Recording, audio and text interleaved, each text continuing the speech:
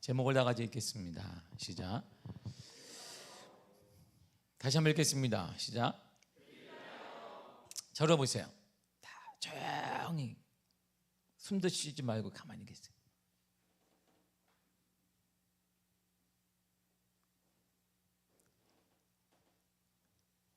소리가 들리잖아.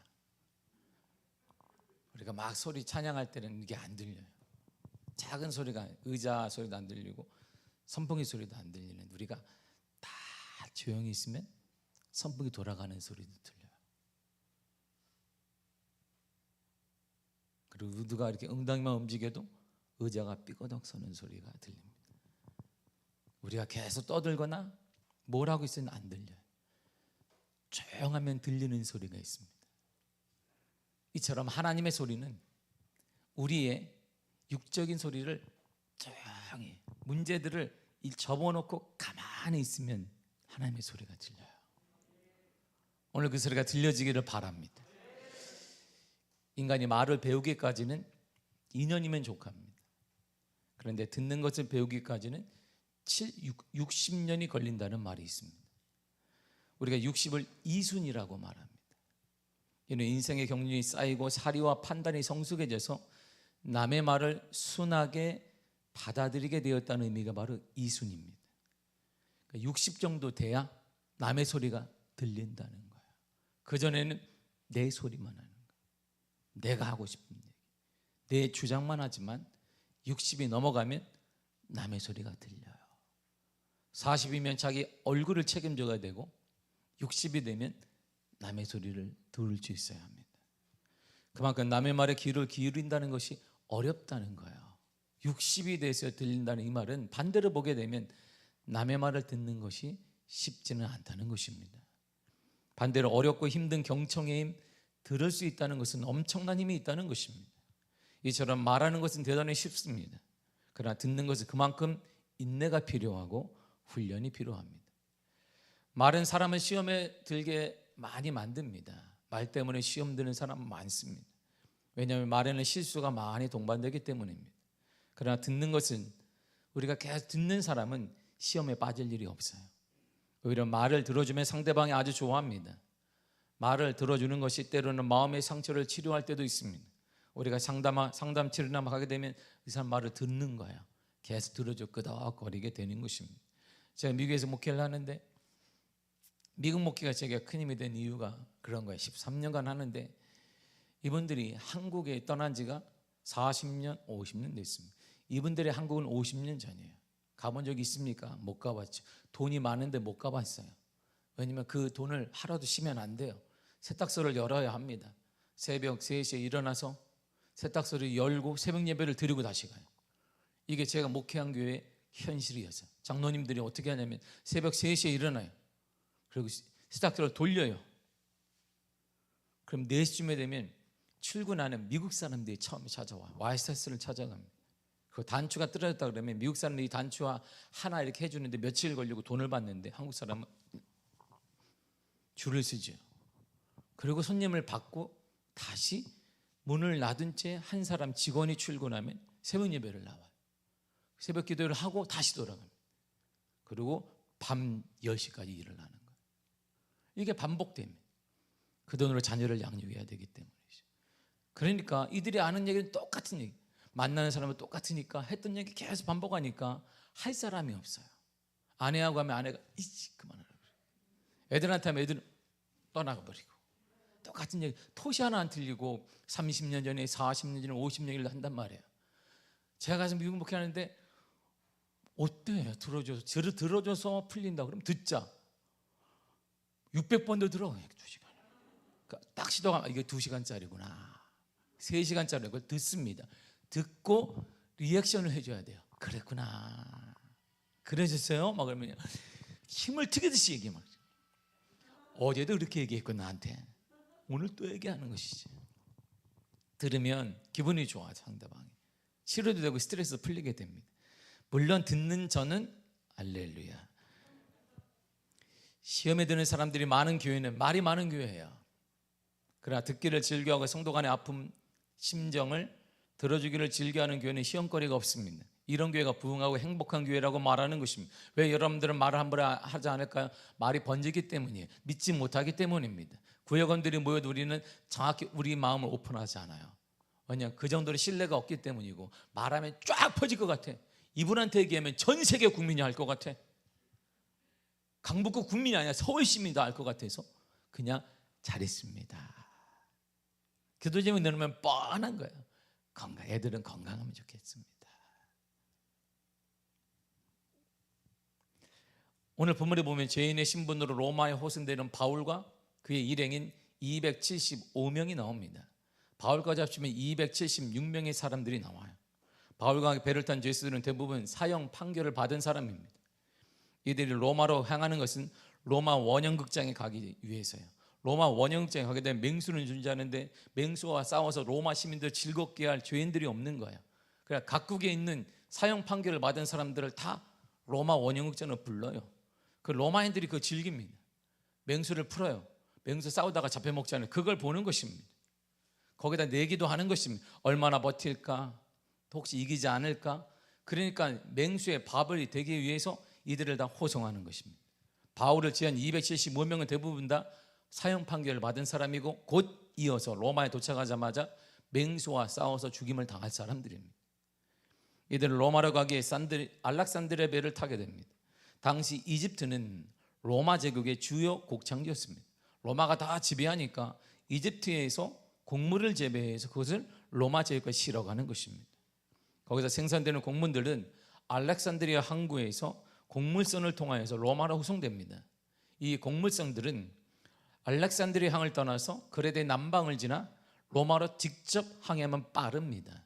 그런데 선박의 대부분은 이 풍향의 여기가 안 좋아요. 그래서 약간 돌아서 무라항이라는 곳을 해서 약간 우회해서 돌아가게 되어 있습니다. 바울이 행에 올라탄 배는 알렉산드리아에서 로마까지 가는 곡물을 운반하는 전형적인 곡물 운반선입니다. 근데 거기에 틈이 남게 되니까 사람들을 태워요. 사람은 두당 한 사람씩 돈을 받습니다. 누구에게? 로마 정부에게 받아요.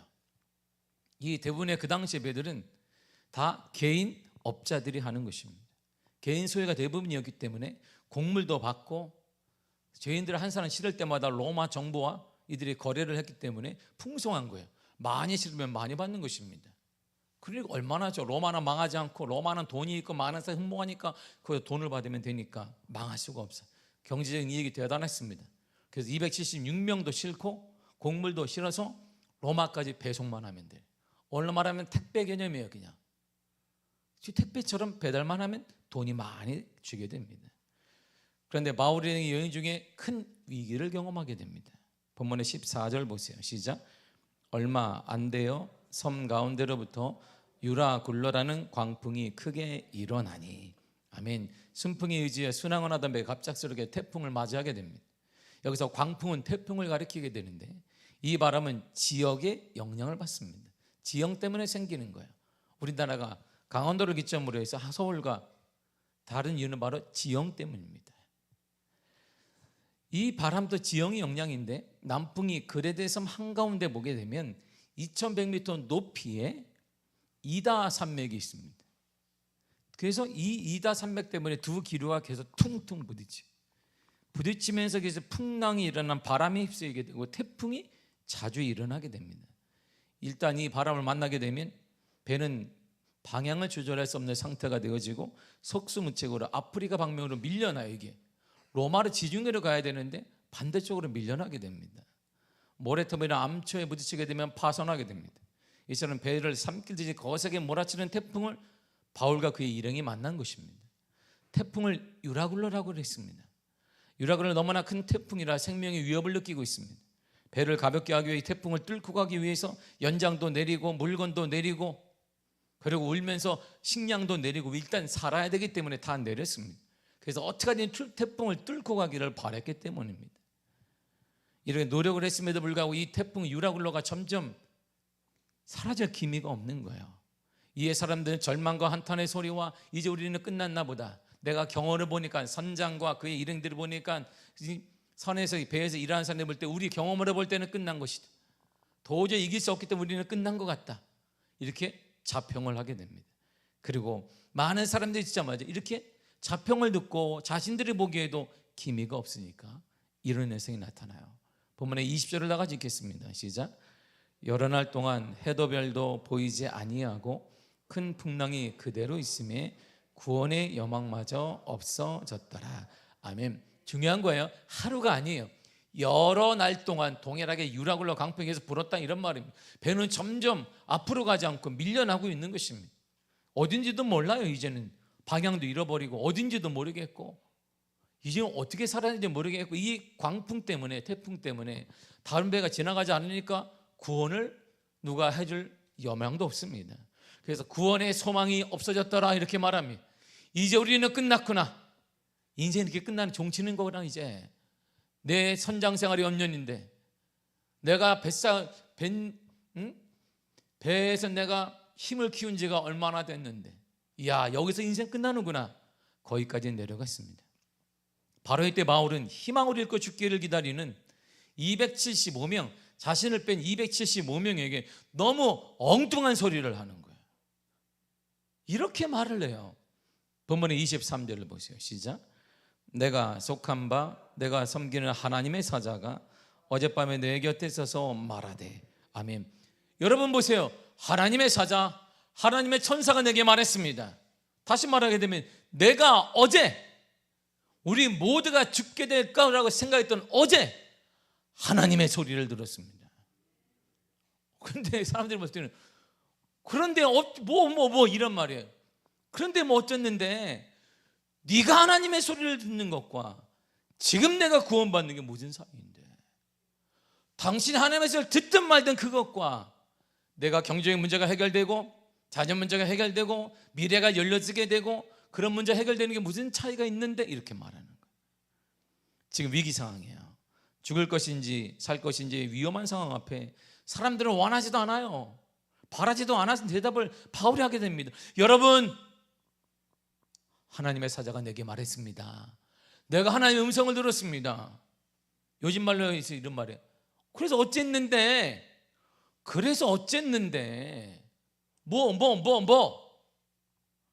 어쩌면 이들의 반응이 이럴지 몰라요. 지금 이들이 말하는 것은 다른 배가 왔다. 여러분 저기를 보세요. 등대가 보입니다. 이래야 되는 거예요. 아니면 여러분 다른 배의 소리가 들립니다. 그래야 소망이 있는 거예요. 그런데 전혀 엉뚱하게 하나님도 믿지 않는 사람들에게 여러분 하나님의 음성을 내가 들었습니다. 근데 못 줬는데 경제적으로 어렵습니다. 경제가 어려우니까 부부관계도 힘듭니다. 가정의 해치들 위기에 있습니다. 앞이 깜깜해요. 이럴 때 사람들은 내 능력으로 뭐냐 극복하려고 합니다. 아니면 내 능력이 안 되면 어떤 최고의 권력자나 제도 등을 통해 내게 도움을 줘서 변화가 일어나기를 바란다 이런 말이에요. 무슨 뭔가가 일어나야 되는데 나라의 대통령이 취임됐으니까 뭔가 새로운 일꾼들이 뽑힌다고 하니까 뭔가 일어나야 되는데 넘어가기를 바라요. 근데 뜬금없이 내가 하나님을 들었습니다라고 여러분들이 어려움 당한 사람에게 얘기해 보세요. 지금 어려움 당해서 가게가 지금 이제 다들판인데 거기 가서 여러분 주인 사장님 제 말 잘 들으세요. 내가 하나님의 소리를 들었습니다. 그러면 주인이 뭐라 그럴까요? 소금을 팍팍 뿌릴 거예요. 얘라 지금 나한테 돈을 빌려준다든가 내 집을 담보로 해서 빌려드리겠습니다. 이런 것들은 소망인데 그런 소리예요. 그래서 뭐가 변하는데 그렇다면 바울이 들은 소리가 뭔데 바울이 이 위기 상황에서 이렇게 말했을까요? 22절을 보세요. 시작. 내가 너희를 권하노니 이제는 안심하라. 너희 중 아무도 생명에는 아무런 손상이 없겠고 오직 배뿐이리라. 안심. 아멘. 안심하세요. 이렇게 위기 상황인데 안심하라. 우리의 생명은 지장이 없습니다. 전혀 없습니다. 배가 조금 해를 받을 것입니다. 그러나 우리의 생명에 지장이 없으니까 안심하십시오. 지금 눈앞에 넘실대는 큰 태풍이 몰아치고 있습니다. 곧 인생이 끝날 것 같습니다. 근데 사도 바울은 뭐라고 하냐면 여러분 안심하세요. 여러분 안심하셔야 됩니다. 안심하라. 안심해야 될 이유를 사도 바울이 설명까지 친절하게 해놨어요. 왜 안심해야 되냐면 이 배가 왜 침몰하지 않냐면 왜 내가 죽지 않냐면 이것 때문이에요. 24절 보세요. 시작. 바울아, 두려워하지 말라. 내가 가이사 앞에 서야 하겠고. 아멘. 이것 때문이에요. 여러분, 내가 해야 될 일이 있기 때문입니다. 사명이 있기 때문입니다. 사명이 끝나지 않았기 때문에 하나님이 나를 죽지 않게 하시고 여러분들도 죽지 않을 것입니다. 여러분들의 사명이 있든 없든 중요한 것이 아니라 나와 함께 배를 탔기 때문에, 사명이 있는 나와 함께 배를 탔기 때문에 여러분은 죽지 않을 것입니다. 그러므로 여러분 가정에 여러분 한 사람만 사명, 하나님의 뜻을 분별한다면 여러분 때문에 가정은 사는 거예요. 여러분 때문에 사업자가 산단 말입니다. 여러분 때문에 자녀가 사는 거예요. 자녀가 죽는 것은 여러분 때문이다, 이런 말입니다. 원뜻은 가이사 앞에 서야 하겠고, 이 원뜻은 너는 반드시 가이사에게 가야 한다, 이런 뜻이에요. 이게 원어 뜻입니다. 너는 바울아, 너는 반드시 가이사 앞에 가야 한다. 가이사는 로마 황제의 칭호잖아요. 그러므로 로마를 향한 복음 사역은 바울의 개인의 열심이 아니었어요. 바울의 계획에 세운 것이 아닙니다. 하나님의 계획임을 정확히 말해줘. 전에 하나님이 이렇게 말씀하셨거든요. 사도행 23장 11절에 시작. 그날 밤에 주께서 바울 곁에 서서 이르시되 담대하라. 내가 예루살렘에서 나의 일을 증언한 것 같이 로마에서도 증언하여야 하리라 하시니라. 아멘. 바울아, 네가 예루살렘에서 증언했지. 그런데 너 로마에서까지 증언해야 돼. 사명이 거기야. 그러니까 넌 죽지 않는 거야. 여러분, 내가 사명을 알면 죽지 않아요. 여러분들 문제가 생겼거든. 문제에 지금 집착할 게 아니라 하나님의 사명, 내가 무엇을 주님이 원하시는지 깨닫게 되면 깨닫는 순간 그 문제가 해결되는 거예요. 원리는 그렇습니다. 영적 원리가 그런 거예요.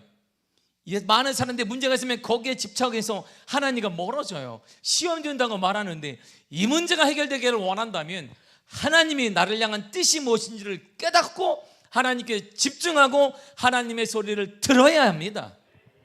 그럼 이 문제가 해결돼요. 그러게 지금까지 거센 폭풍 가운데서 목숨을 잃지 않았던 이유는 바로 이것 때문입니다. 끝까지 견뎌낼 수 있었습니다. 이미 주님은 바울 일행이 로마로 갈 수 있도록 작정하시고 준비해 오셨습니다. 복음 전파와 선교의 영역의 확장은 결국 하나님의 계획이에요. 하나님의 열심으로만 이루어집니다. 그러게 최악의 상황에서도 복음의 물결은 절대 막히지 않습니다. 흘러갈 거예요. 이처럼 상황이 아무리 어렵다 할지라도 하나님의 뜻은 반드시 이루어집니다. 여러분을 향한 하나님의 뜻은 반드시 이루어집니다. 하나님의 열심히 그것을 하실 거예요. 여러분들이 열심히 아니라 하나님의 열심히, 우리가 열심을 내봐야 안 돼요. 하나님의 열심, 그 열심히 그리스도를 이 땅에 보내셨고, 그 열심히 그리스도를 나 대신에 죽게 만드셨고 우리는 살게 되었던 것입니다. 그러므로 이 하나님의 열심 때문에 우리는 살아납니다. 하나님의 열심 때문에 우리는 일어날 것입니다. 우리는 일어날 것이에요. 우리는 반드시 일어날 것입니다. 그렇다면 이 위기는 왜 찾아왔을까요? 위기는 왜 찾아온 거예요? 위기를 알면, 찾아온 이유를 알면 되잖아요. 바울은 이미 항해 전에 하나님의 뜻을 이들에게 전했어요. 이렇게 말입니다. 본장의 10절입니다. 시작. 말하되 여러분이요, 내가 보니 이번 항해가 화물과 배만 아니라 우리 생명에도 타격과 많은 손해를 끼치리라. 지금 항해하면 안 됩니다. 좀 기다리라 그랬어요. 지금 항해하면 안 돼요. 그런데 뱃사람들이 보니까 바울이 뭐 하는 사람이에요? 배 몰라. 별로 아무것도 몰라. 바울은 뭐 공부만 하는 사람이에요. 기껏 천막 만드는 사람이에요. 배에 대해 모른단 말입니다. 어부를 해본 적도 없고 베드로 같지도 않고, 베드로도 조그만 갈릴리 호숫가에 섰기 때문에 모르는 사람이 뭐라고 하냐면, 우리 배만 상할 것이 아니라 생명도 상한다니까. 사람들이, 이야, 뱃사람도 아닌 사람이, 항해도 안 해본 사람이, 그들이 백부장, 모든 걸 총괄하는 백부장이 거기에 대해 반응을 이렇게 딱 던져요. 11절 보세요. 시작. 백부장이 선장과 선주의 말을 바울의 말보다 더 믿더라. 아멘. 누굴 믿어야 된다는 거예요? 실질적으로 배에서 일한 사람. 바울은 그렇지 않으니까 그들의 말을 믿었어요. 바울이 이제 자기가 한 말이 아니라, 바울이 뭘 알겠습니까? 바울이 뭘 알아요? 배에 대해서 하나님의 뜻을 전했어요. 하나님이 말씀하셨습니다. 저도 하나님께서 전해요. 저는 사업을 해본 적이 없습니다. 그러나 명심하십시오. 듣는 자가 복된 것입니다. 들으면 살아나게 될 것입니다. 그러므로 누구의 말을 듣느냐에 따라 죽고 사는 것이 결정됩니다. 인생의 승패는요, 듣는 것에 달려 있어요. 듣되 누구의 음성을 듣느냐에 따라 달라지고 있습니다. 들리십니까? 하나님의 음성이 들리십니까? 아니면 돈의 소리가 들리십니까? 인생이 달라질 거예요. 경청하는 것, 듣는 것이란 리더의 요소를 말하는 게 아니에요. 본문에서는 좋은 리더가 되기 위해, 훌륭한 지도자가 되기 위해, 존경받는 자가 되기 위해 경청하는 습관을 가지라는 말이 아닙니다. 듣는 것은 죽고 사는 문제의 가름대이고, 듣는 것은 죽고 사는 문제의 기준이 된다는 거예요. 그리고 누구의 말을 듣느냐에 따라 인생이 달라져요. 사랑하는 성도 여러분, 지금 누구의 소리를 듣고 있습니까? 어느 소리에 민감하게 반응하고 있습니까? 그게 여러분들의 믿음이에요. 그 믿음에 따라 주님 말씀하셨어요. 내 믿음대로 될지어다. 여러분들의 믿음은 어디에 있습니까? 지금 누구의 소리에 반응하고 있습니까? 그 성경 우리들이 계속 반복하는 말이 있습니다. 하나님의 소리를 듣을 때 이렇게 들어야 돼요. 욥기서 37장 2절입니다. 시작. 하나님의 음성 곧 그의 입에서 나오는 소리를 똑똑히 들으라. 어떻게 들으라? 대충이 아니에요. 똑똑히, 정확히 들으라, 이런 말입니다. 성공을 통한, 여러분들이 성공했다면 성공을 통한 하나님의 소리를 듣고, 실패했다면 좌절하지 말고 실패를 통한 하나님의 소리를 똑똑히 분명히 들으라는 것입니다. 그리고 듣때 이렇게 들으면 안 돼요. 적극적인 자세로 하나님의 소리를 들어야 돼요. 시편 66편 16절 이렇게 말해요. 시작. 하나님을 두려워하는 너희들아 다 와서 들으라. 아멘. 사랑하는 성도 여러분, 와서 들으세요. 와서. 그럴 때가 아니에요. 지금 시대가 집에서 들을 때가 아니란 말입니다. 2년 반 동안 집에서 들은 결과 한국교회 이렇게 된 거예요. 언제까지 거기서 듣겠습니까?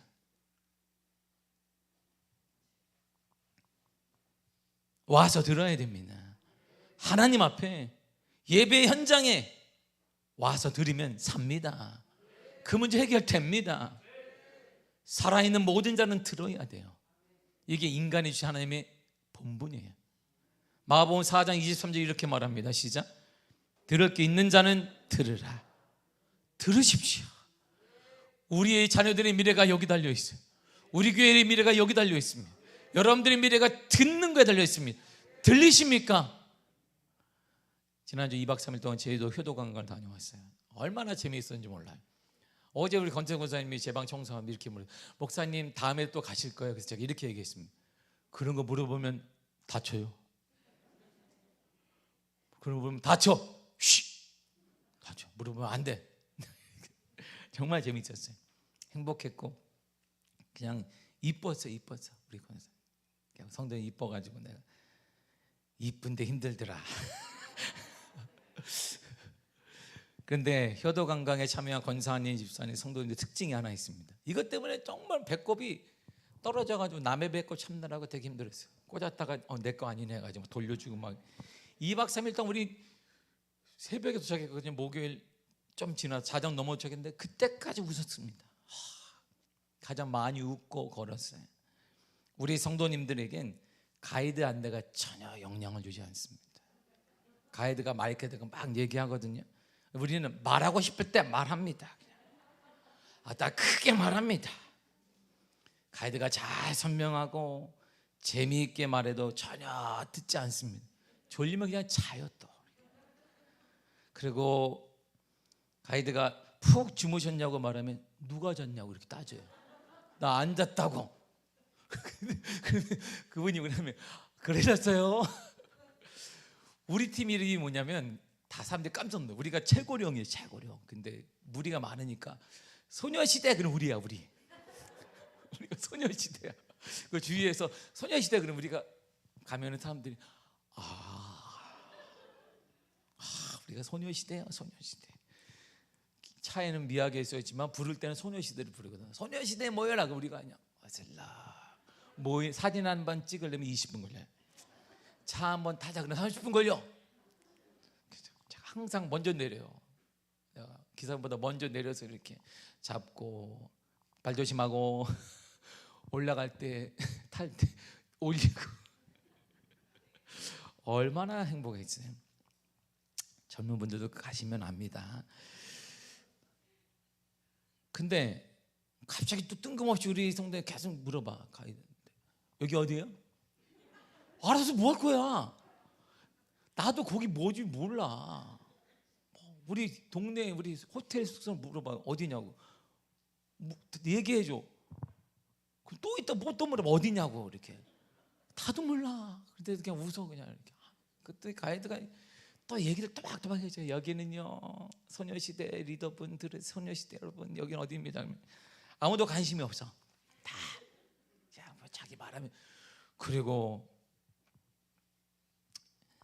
이분들이 우리 성도님들이 왜 이렇게 소리가 키고 아무 때나 말하냐면 귀가 잘 안 들리면 소리가 커져요. 들을 수가 없어요.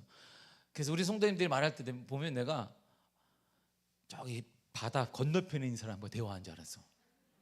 그리고 다른 차의 친구하고 얘기한 줄 알았더니 바로 옆에 있는 사람하고 얘기하는 거야.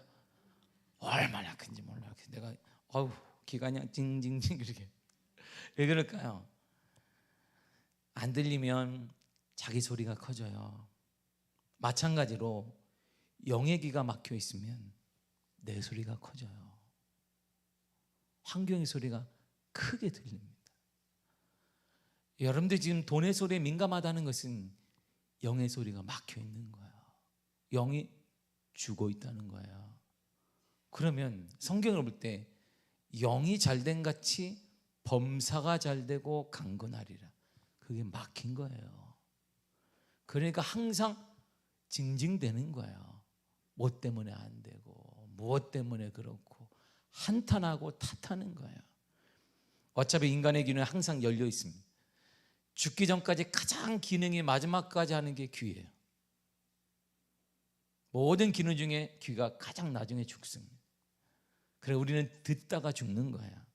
그러므로 영의 귀가 막히면 내 소리, 환경의 소리가 크게 들립니다. 두려우십니까? 여기에 신경을 계속 쓰기 때문이에요. 우리가 정말 신경 써야 될 것은 여기에 있습니다. 하나님의 소리가 들리면 이게 작게 보여요. 근데 하나님의 길이 막히면 이게 너무 크게 들려요. 크게 들리니까 거기서 분쟁과 분란과 다툼과 싸움과 이런 것들이 막 일어나게 되고 가정도 힘들어지게 되는 것입니다. 바울의 확신을 눈여겨보세요. 25절을 보세요. 시작. 그러므로 여러분이 안심하라. 나는 내게 말씀하신 그대로 되리라고 하나님을 믿노라. 아멘. 위기에 처한 그들에게 반복하여 말하는 것이 있습니다. 안심하라. 안심하라. 하나님에 대한 바울의 믿음에 걸고 있어요. 나는 말씀하신 그대로 되리라고 믿는다. 그리고는 안심해요. 평안합니다. 다시 한번 묻습니다. 들리십니까? 하나님의 소리가 들리십니까? 아니 정말 듣고 싶습니까? 살고 싶습니까? 하나님의 소리를 들어야 됩니다. 들었다 또는 듣고 있다는 증거가 뭐냐면 안심한 거예요. 그냥 안심하려니까 안심하는 것이 하나님 말씀하셨으니까 하나님 믿기 때문입니다. 안심한 자는 다음 일을 하면 돼요. 왜? 어차피 안 죽을 거니까 뭐 해야 될까? 나는 어차피 안 죽어. 하나님 안심하라고 했으니까. 그럼 뭐 해야 돼요? 며칠 동안 뱀을 했으니까 먹어야 되는 것이지.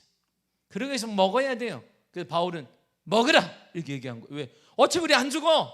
힘내야지. 먹으라. 본문의 33절과 34절을 보세요. 시작. 날이 새어가매 바울이 여러 사람에게 음식 먹기를 권하여 이르되 너희가 기다리며 먹지 못하고 줄인 지가 오늘까지 열 나흘인즉 음식 먹기를 권하노니 이것이 너희의 구원을 위하는 것이요 너희 중 머리카락 하나도 잃을 자가 없으리라 하고. 아멘. 보세요. 안심하니까 어제 하나님이 말씀하셨어요. 그러니까 우린 죽지 않을 테니까 먹어야 되잖아요. 힘내야 되잖아요. 힘내서 뭘 해야 될 거 아닙니까? 그래서 먹으라는 거예요. 그렇지만 믿지 못하는 자들도 있습니다. 30절에 보게 되면 사공들은 바울의 말을 믿지 못하고 자기들끼리 도망치려고 그래요. 암만 바울은 몰라. 바울은 배에 대해서 몰라. 바다에 대해서 몰라. 그래서 이들은 거룻배 즉 작은 배를 내려서 도망가려고 해요. 지금 위기 상황에 놓인 사람이 살든지 말든지 그들은 중요한 게 아니라 우리만 살면 되기 때문에 이들은 도망치려고 합니다. 바울이 말하는 하나님의 말씀은 안중에도 없는 거예요. 눈에 들어오지도 않는 것입니다. 혹시 이것이 우리의 모습이 아닐까 두렵기도 합니다. 우리를 향한 예수님의 마음을 들으세요. 마가복음 11장 22절의 시작. 예수께서 그들에게 대답하여 이르시되 하나님을 믿으라. 하나님을 믿으라는 거예요. 하나님의 믿음을 가지라 이런 말. 원뜻이 하나님의 믿음을 가지라 그랬어요. 하나님 말씀을 들으면, 하나님 말씀이 들리면 하나님의 믿음이 생깁니다. 하나님의 믿음이 있으면 무엇이든 할 수 있습니다. 하나님의 믿음으로 말하면 그대로 이루어집니다. 안심하십시오. 안심하시길 바랍니다. 여러분의 삶엔 지장이 없을 것입니다. 하나님의 음성을 들은 데 특징을 보세요. 여러분들 그렇게 하시면 돼요. 오늘부터 말씀을 계속 반복합니다. 바울보서 22절에 안심하라, 25절에 안심하라 반복해요. 그래서 36절을 보게 되면 275명이 나중에 그들이 다 안심하였더라 이렇게 말해요. 믿음이 전환해지는 것입니다. 바울이 이 말씀을 믿는다고 고백했는데 그렇다면 믿은 것을 말하는 것이에요. 26절 보세요. 시작. 그런즉 우리가 반드시 한 섬에 걸리리라. 아멘. 반드시 한 섬에 우리는 도착할 겁니다. 이처럼 하나님의 음성을 들었는가? 여러분 들리고 있습니까? 들리기를 원하십니까? 말하세요. 반복하며 말하세요. 그리고 믿으세요. 믿은 걸 말하세요. 어떻게? 이렇게 말하면 돼요. 안심하세요. 여러분 안심하시길 바랍니다. 그 문제 앞에 안심하시길 바랍니다. 주님이 하실 것입니다. 이 믿음의 고백대로 그들은 모든 죽음의 위기 앞에서 이들은 구원받았습니다. 들리십니까? 저는 하나님의 소리가 들려요. 제가 여러분에게 하나님의 음성을 오늘 들려주려고 그래요. 하나님이 이렇게 말씀하잖아요. 안심하라. 죽음의 위기 앞에 있는 우리를 향해 하나님이 이렇게 말씀하시는 거예요. 안심하라. 이게 우리를 향한 하나님의 뜻이에요. 안심하지 못하는 저와 여러분들을 위해 하나님은 당신의 열심으로 그리스도를 이 땅에 보내셨습니다. 그리고 그분을 죽게 만드셨습니다. 그리스도의 생명을 우리는 바꿔놓으셨어요. 주님이 지금 우리들에게 이렇게 말씀하시는 거예요. 안심하라. 코로나 위기 앞에 안심하라. 질병의 문제 앞에 안심하라. 경제 위기 앞에 안심하라. 이제 집에로 가십시오. 여러분의 일터로 돌아가서 말하세요. 안심하라. 얘들아 안심해라. 여러분 안심하십시오. 하나님 우리 일터를 지켜주십니다. 우리 사업체 지켜주십니다. 우리 가정을 지켜주실 것입니다. 하나님이 안심하십시오. 하나님이 지금 말씀하세요. 믿음으로 그걸 받으세요. 그리고 말하세요. 가만히 있지 말고 사도 바울처럼 여러분 안심하세요. 이들이 바라볼 때 미쳤지 않냐 괜찮습니다. 다시 말하세요. 안심하라. 그랬더니 이것이 이들에게 믿음이 되어져서 36절에 모두가 다 안심하였다 그랬어요. 사랑하는 성도 여러분, 하나님이 지금 우리에게 들려주시기를 원하십니다. 안심하세요. 여러분 안심하시길 바랍니다. 믿음으로 말하세요. 옆에 있는 가족에게 말하세요. 집에 가서 안심하라. 여보 안심하세요. 얘들아 안심하라. 너의 길을 주님이 열어주실 것이다. 그 사업자 안심하시길 바라. 주님 인도하여 주실 것입니다. 무엇하라? 사명이 있는 자는 그런 거야. 그 이유가 왜? 바울은 가이사 앞에 서야 되기 때문에. 여러분은 여러분이 일을 하십시오. 하나님이 허락하니 그 일을 그냥 하세요. 그리고 안심하고 하란 말입니다. 하나님의 소리가 들려요. 안심하라. 미아교회야 안심하라. 여러분 안심하세요. 그리고 여러분들 맡겨진 그 길 믿음으로 가세요. 주님이 지켜주실 것입니다. 다 같이 한번 말아보겠습니다. 안심하세요. 우리 앞뒤자분들 얘기하겠습니다. 안심하세요. 이건 우리의 뜻이 아니라 하나님 우리를 향한 뜻이에요. 안심하십시오. 평안하세요. 제가 2박 3일 제주도 여행에서도 안심했습니다. 할렐루야. 얼마나 재미있는지 몰라요. 분명히 내가 들어가서 가르쳐 줬거든요. 호텔 들어가서 키는 방법 모르겠다는 거예요. 집처럼 이게 아니라니까. 새로운 호텔이라 눌러야 돼요. 그림 보고 눌러라. 화장실 요거 누르면 화장실 켜지고 눌러라. 어둡다는. 호텔이 원래 그렇다. 나보러 공사를 해줄 수 없으니까. 그리고 내가 결정적으로 권사님 두 분이 있는 데서 이인실님 갔더니 문을 안 열어줘요. 그래서 열어라 그랬더니 여는 걸 모르겠다는 거야. 내가 분명히 그랬어요. 나올 때 카드를 빼라 그랬는데 카드를 빼려 그러니까 불은 꺼지고 그냥 열어요. 열어. 한참 서 있었네. 이게 집 앞에. 남들이 얼마나 지나가면 뭐라 그러니까 저 무슨 사람이 저 사람 젊은 사람이 왜 서 있어 저기에. 열어요. 열어. 그냥 열어. 안 열리는데 카드를 빼지 말고 열어. 겨우 열었습니다. 그래도 안심하잖아요. 안심해서 아무도 안 다 행복하게. 할렐루야. 사랑하는 성도 여러분, 힘든 과정 우리가 보내고 있습니다. 근데 우리를 향한 주님의 뜻은 분명 죽을 위기 앞에 저와 여러분들의 그리스도를 보내신 예수 하나님은 우리에게 동일하게 말씀하십니다. 안심하라. 너의 길을 걸으라. 안심하십시오. 안심하게 한 주도 올해도 승리하시기를 바랍니다. 기도하겠습니다. 주님 감사합니다. 주의 은혜 허락하심을 감사드립니다. 성령 우리를 도와주시니 감사드립니다.